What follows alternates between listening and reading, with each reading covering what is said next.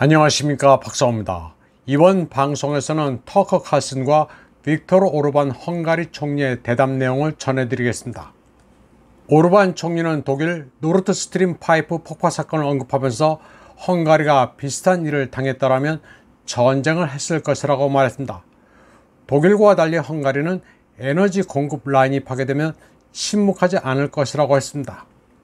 그러면서 지난해 9월 노르드 스트림 사건이 발생했을 때 자신은 이를 테러 공격으로 분류했다고 회고했습니다. 그러나 독일과 서유럽은 그런 자초지종을 회피하고 있다고 말했습니다.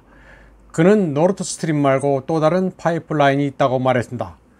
러시아에서 남쪽 통로를 통해 터키, 불가리아, 세르비아, 헝가리로 가스를 운반하는 투르크 스트림이 있다고 했습니다.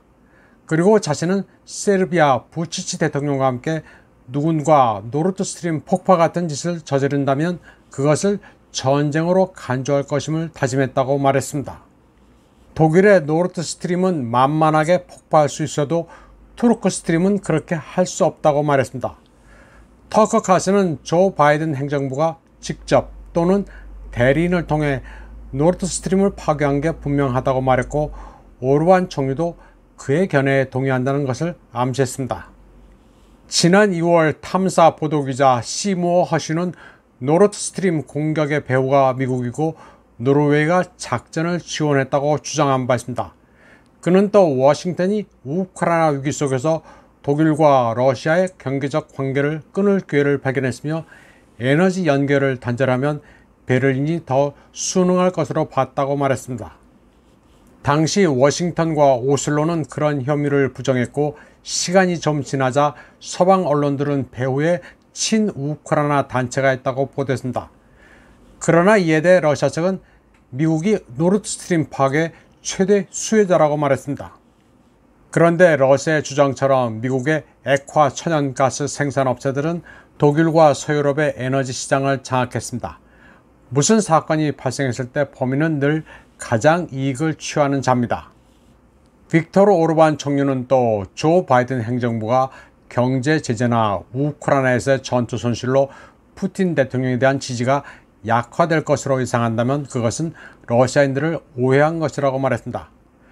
그는 러시아인들의 최우선 순위는 국가 통합이라면서 이는 늘 러시아식의 군사적 접근 방식을 만들어낸다고 말했습니다.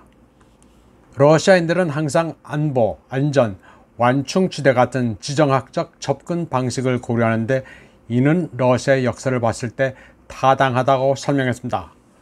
오르반은 미국 지도부가 러시아인을 오해하고 있는데 바다를 사이에 두고 있기 때문에 이해하기가 어려울 것이라고 했습니다. 그는 현재 전략으로는 러시아인들을 이길 수 없다고 말했습니다.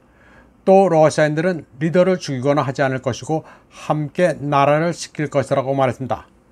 칼슨은 서방이 푸틴 대통령을 암살하는 데 성공하면 러시아와 핵무기에 어떤 일이 일어날지를 물었습니다. 그러자 오르반은 푸틴이 2000년 보리스 옐친으로부터 권력을 물려받았을 때 서방의 가장 큰 두려움은 푸틴이 약하다는 게 증명돼 무정부 상태가 되는 것이라고 회고했습니다. 암살되지도 않겠지만 혹여 암살되더라도 서방에는 하등에 좋을 게 없을 것이라는 설명입니다.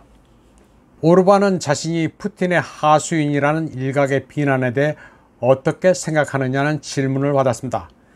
그는 헝가리의 독립열망이 한때 러시아에 유린당한 적이 있다면서 헝가리에서 민의에 따라 정당하게 선출된 자신이 모스크바에 종속될 수 있다는 생각은 우스꽝스럽다고 말했습니다. 이번 방송은 여기까지 하겠습니다. 시청해주신 여러분 감사합니다.